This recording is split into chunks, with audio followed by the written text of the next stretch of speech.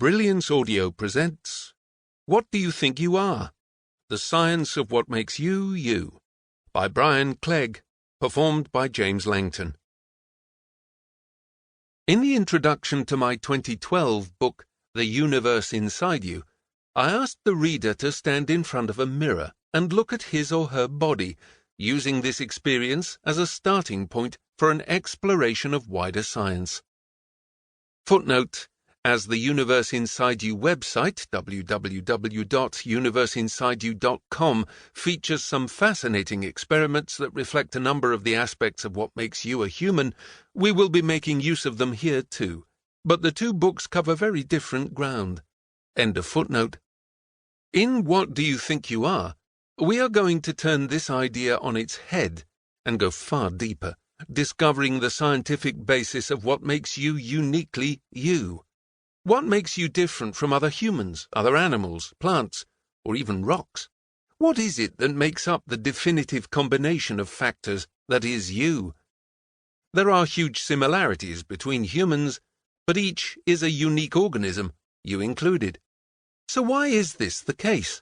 What makes you the way that you are and different from everyone else? These are questions that we can explore on a whole range of levels. It is easy but unrewarding to state that you are unique in some hand-waving fashion. For a clearer understanding, we need to employ the tools of science.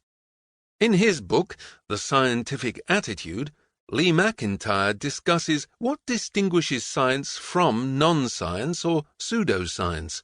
He believes that it is the scientific attitude, made up of two simple components: empirical evidence, based on experiment or observation rather than on theory or logic, and being prepared to change theories in the face of evidence that conflicts with them. To understand what makes you you, we need to employ such a scientific attitude. Some would say that science is an unnecessary complication, because what makes you the person that you are is your soul. Although in a number of countries the majority now have no religious belief, across the world well over half of the population are followers of one religion or another.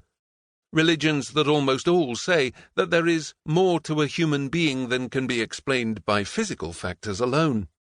Those holding such beliefs may refer to a soul, or a life force, or a vital spark, asserting that there is something more to the makeup of an individual human than physics and chemistry, an essential something that many believe transcends death. There is no scientific explanation for this extra something, but for the majority of believers, the concept of a soul, or its equivalent, goes beyond the physical. It is supernatural. As such, by definition, the soul cannot be explored by science, as science is the study of nature. If you feel that ignoring the possibility of a soul limits our ability to truly explore all that makes you you, that's fine.